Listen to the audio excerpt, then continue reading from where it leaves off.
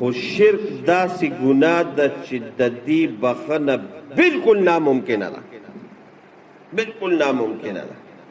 شرک څه ته وایي؟ شرک مختصر راته یم، دا خو لوی موضوع ده او مختصر راته یم. زمونږ او ستاسو یو خالق او مالک او رازق دی چې هغه الله رب العالمین دی.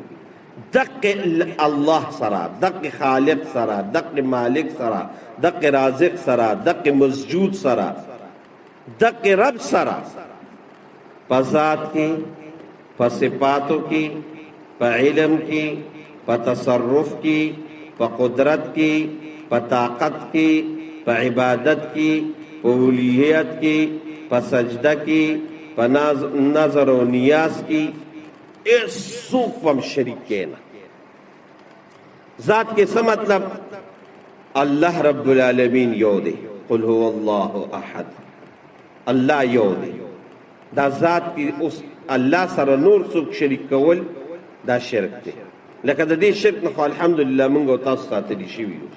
دې کې دا هندوان لګیا دی، د هندوانو 33 کروڑه خدایان، 33 کروڑ خدایان دي دا هغوی. اوس عجیبه عجیبه خبرې دي پکې.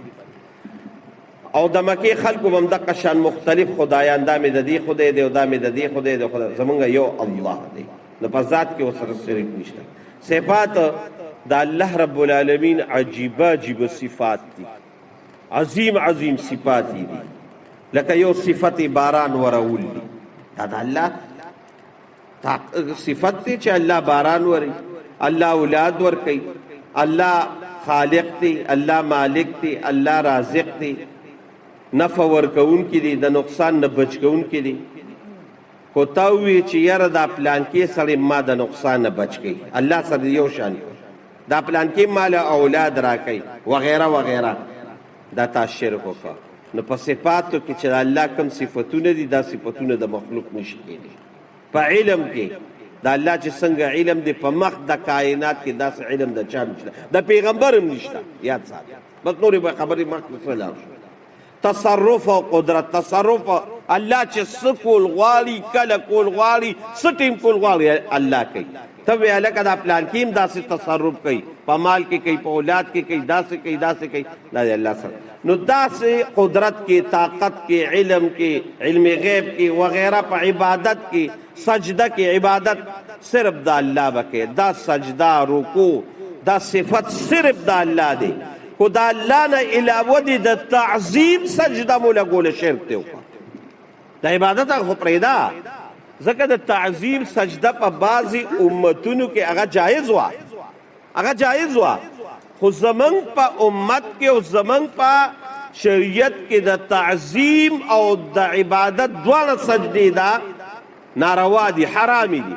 خو تا قبر ته سجده ولګوله، پیر ته دې ولګوله، او دقه شان دورشلې دی لکه د بعض بېغیرتو په شان ښکلې کړې، دا دې ګوره الله سره شرک وکړه. دا تندې به د الله نه علاوه چاته هم نه ښکته. او دقه شان نظر او نیاز چې دا ارس منښت او دا الاله او دا ارسش کې، دا به د الله رب العالمین دپاره. زمونږ بعضې کمزوري مسلمانان د نه پېدو په وجه باندې هغوی په دې الوهیت په دې شرک کې مبتلا دي. وی دا چیلې مې د پیر بابا په نوم منلې ده، دا شرک دی. ګورئ نظر او نیاز به صرف د الله په نوم باندې وي. ثواب یې هر چاته بیا بخا، ثواب هر چاته بخلی شي. خو چې هر څه کې نظر او نیاز دا د الله رب العالمین دپاره. نو دې کې ګورئ شرکونو کې د شرک معامله ډېره خطرناکه ده. ګورئ ډېره سنګینه ده او ډیره باریکه ده. ګورئ هر وخت به د الله د وحدانیت هغه دعاګانې کوي چې الله ما په د وحدانیت په عقیده باندې قایم او دایم وساتي. او که شرک پرې وکړو نو ګورئ بیا یې الله دلته داسې صاف کټر اعلان کړی دی که نه چې که شرک پرې وکړو نو بیا دې ګورئ پیغمبر هم نشي بچ کولی. په مخ د کائنات کې خو د پیغمبر نه لوی هستي په مخ د کائنات کې نشته. خو ګورئ د مشرک سړي پیغمبر هم سپارش نشي کولی. ابراهیم علیه السلام څومره لوی پیغمبر دی، با پلار کافر دی، سپارش یې نشي کولی، الله ته منع کړی دی. ګورئ د پلار سپارش ماته ونه کړي.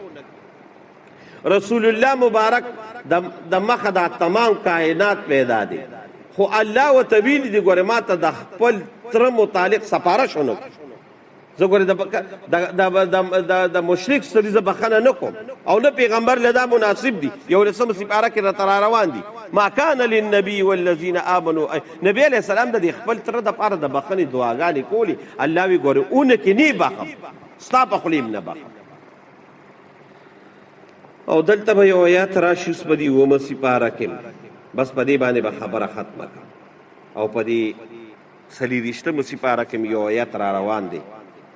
الله د 13 پیغمبرانو عجیبه عجیبه صفات بیان کړل او د هغې نه پس الله ویې نومونه یې غښتي دي، د دې پیغمبرانو نومونه یې غښتي دي. اوس 9 سپاره کې را روان دي. وی کو چری دی پیغمبرانو بالفرض و تقدیر شرک وکړه، الله وی د دویم تباہ و برباد. بالفرض و تقدیر د پیغمبر د شرک نه کیږي، د پیغمبر د ګناه نه کیږي، نه شرک خو ډېره لویه خبره ده. خو الله وی ګوره دې معامله کې زه د پیغمبر خاطر هم نه کوم، بس داسې وي. نبی علیہ السلام ته وی ولقد اوحي اليك والى الذين من قبلك 23 سپاره کې لئن اشركت ليحبطن عملك. اے د دوالو جهانو سردار دا ناممکنه ده، دا نه کیږي د پیغمبر. خو الله رب العالمین د دغه وحدانیت لپاره را لېږلی دی. خو رسول الله مبارک ته الله وی بالفرض دا د دنیا ته دا خبره ګورې واضح کوي. خو تام شرک وکړه ستا عمل هم تباه دا کیږي نه د رسول الله متعلق. خو دا الله بالفرض ویلي، یعنې دی خبره موږ ته واضح کړه. نو که موږ او تاسو لا سجده وکړه، موږ او تاسو الله سره شریک کړو چې زموږ اوسئ، نو الله وی دې معامله کې به ما سره بالکل دغه زه د چا خاطر نه کوم. او د مشرک سړي بخښنه داسې ناممکنه ده. د 8 سپاره کې یو آیت الله بیان کړی دی.